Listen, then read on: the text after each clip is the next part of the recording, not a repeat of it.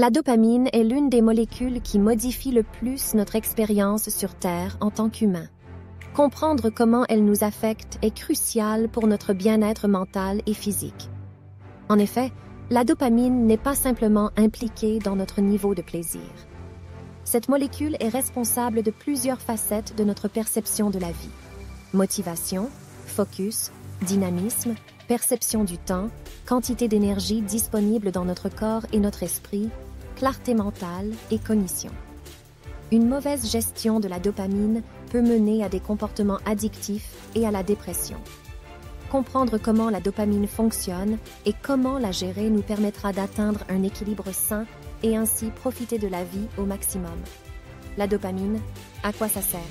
La dopamine consiste à vouloir, pas à avoir. Imagine le scénario suivant. Tu es confortablement installé sur ton divan un dimanche après-midi à regarder Netflix. Tu reçois un message texte d'un ami qui t'invite à sortir au restaurant pour souper. 2 options s'offrent à toi. 1. Tu acceptes l'offre parce que tu sais que tu passeras un bon moment. 2. Tu refuses l'offre parce que l'idée de devoir te préparer et sortir te décourage. La différence entre faire le choix 1 plutôt que le choix 2 se trouve dans la quantité de dopamine dans ton corps. La dopamine est essentielle à notre sens de motivation, de dynamisme et d'envie. Le rôle de la dopamine est de nous pousser à vouloir des choses que nous ne possédons pas encore, comme de l'eau, de la nourriture, un abri et des connexions sociales. Elle colore l'expérience d'une activité pour la rendre plus agréable à nos yeux et nous motiver à poursuivre cette activité dans le futur. Elle nous permet de réduire le seuil nécessaire pour passer à l'action. Elle est associée à notre perception de la vie, de nos émotions et de notre confiance en nos capacités. Lorsque nous avons un niveau élevé de dopamine, nous sommes plus motivés à poursuivre nos objectifs et à vivre de nouvelles expériences. Cependant, si notre niveau de dopamine est faible, nous pouvons nous sentir démotivés et fatigués. Nous aurons moins de plaisir en général et aurons l'impression que le temps passe plus lentement. Bien que la dopamine soit souvent associée à la récompense, elle n'est pas impliquée dans le plaisir de manger ou de ressentir la chaleur ou la fraîcheur. C'est plutôt la sérotonine qui est responsable pour ces sensations. Au lieu de cela, la dopamine est impliquée dans la motivation à rechercher des sensations. Elle nous aide à déterminer si nous vivons bien ou pas, si nous sommes heureux et en paix. Un niveau de dopamine très faible peut nous rendre misérables et sans ambition, mais nous serons toujours capables de vivre des plaisirs, ceux qui ne nécessitent pas ou très peu d'efforts.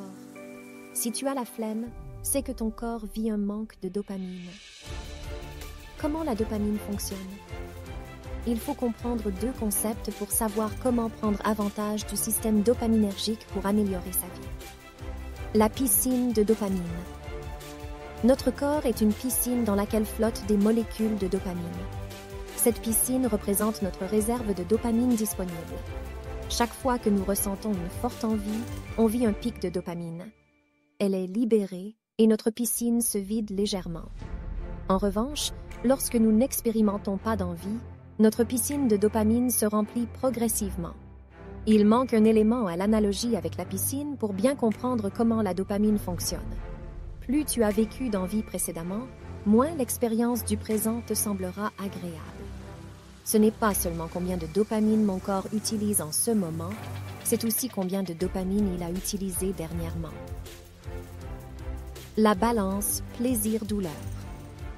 Le plaisir et la douleur sont en constant balancement dans notre vie. La quantité de plaisir qu'on vit est directement liée à la quantité de douleur qu'on a ressentie précédemment. C'est logique, on ne saurait pas ce qu'est le plaisir si la douleur n'existait pas.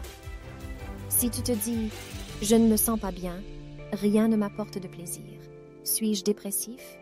La réponse pourrait être que tu as saturé tes circuits dopaminergiques, que tu as vidé ta piscine de dopamine. Le poids dans la balance. Plaisir-douleur est maintenant complètement du côté de la douleur puisque tu as passé trop de temps du côté du plaisir.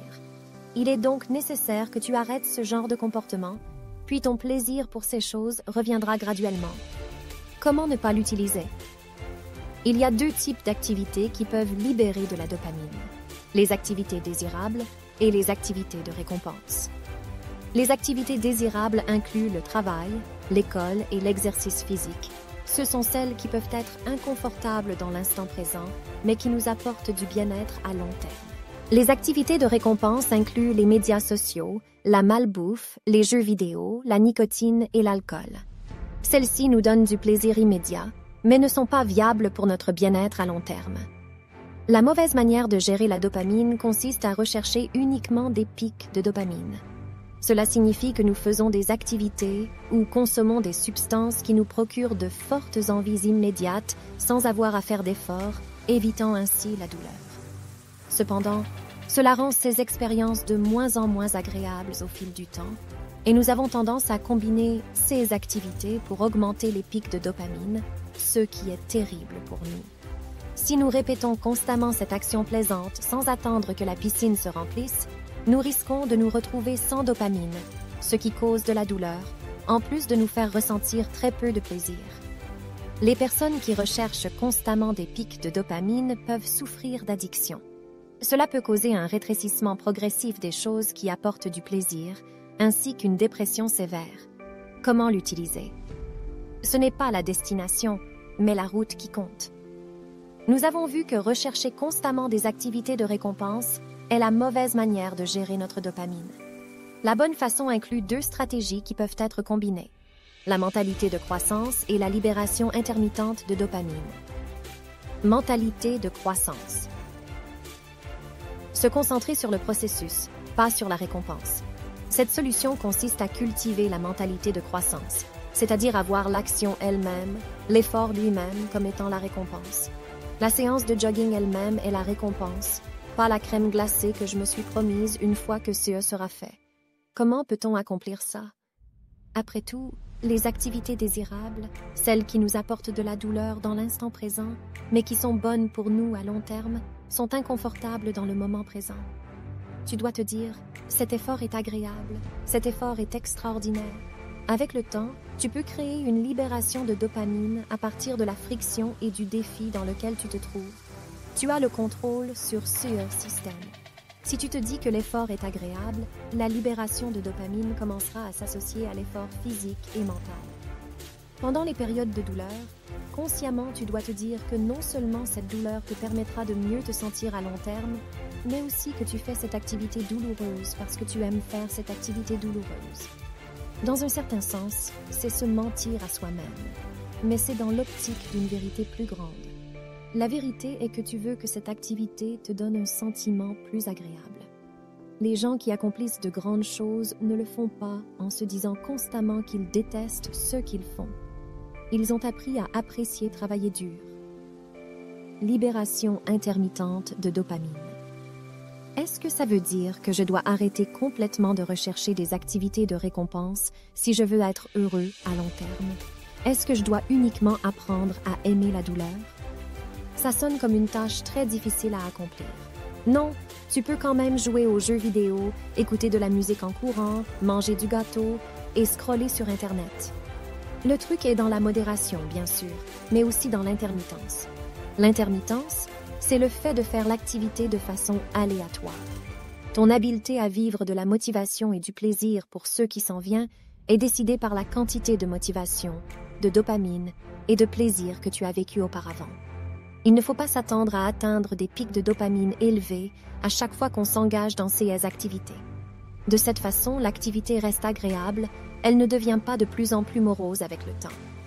Les personnes qui auront le plus de succès dans leur vie seront celles qui seront en mesure de contrôler leur relation avec le plaisir, car la proximité avec le plaisir et sa disponibilité sont le vrai défi. Merci pour ton écoute. Abonne-toi pour élever ton expérience Sapiens et embrasser la vie du siècle 21.